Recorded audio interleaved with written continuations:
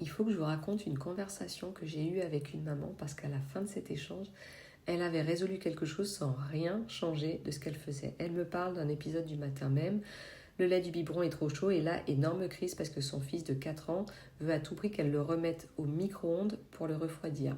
Elle ne sait plus quoi dire et un instant plus tard, il dit « Je veux bien du lait », comme si, hop, bouton off, il était passé à autre chose. Elle propose du lait froid, il accepte, fin de l'histoire.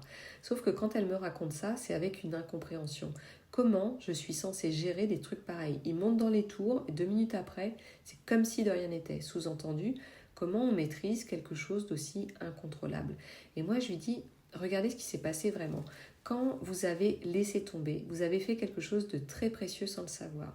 Vous avez renoncé à régler sa colère comme on réglerait un problème. Vous n'avez pas cherché à convaincre, à négocier, à tout arrêter. Vous avez créé une pause. Et dans ce laps de temps, le processus, il a suivi son cours. Votre fils a moins de 4 ans, il a juste laissé passer la vague. Vous voyez qu'une crise qui aurait dû être évitée, mais moi, c'est ça que j'appelle une réussite invisible. Parce que c'est exactement ça, réguler une colère. Sentir que la vague monte, nous soulève, et si on ne se bat pas trop contre elle, elle redescend toute seule. Alors oui, j'entends déjà, on aimerait bien faire l'économie de ce genre d'épisode quand même de bon matin. Bien sûr, c'est humain. Mais une colère d'enfant qu'on traverse, c'est pas un échec, c'est des compétences émotionnelles qui se développent en temps réel, sous vos yeux. Alors la prochaine fois, avant de vous demander ce que vous auriez dû faire autrement, demandez-vous si ça pourrait pas être une réussite invisible finalement.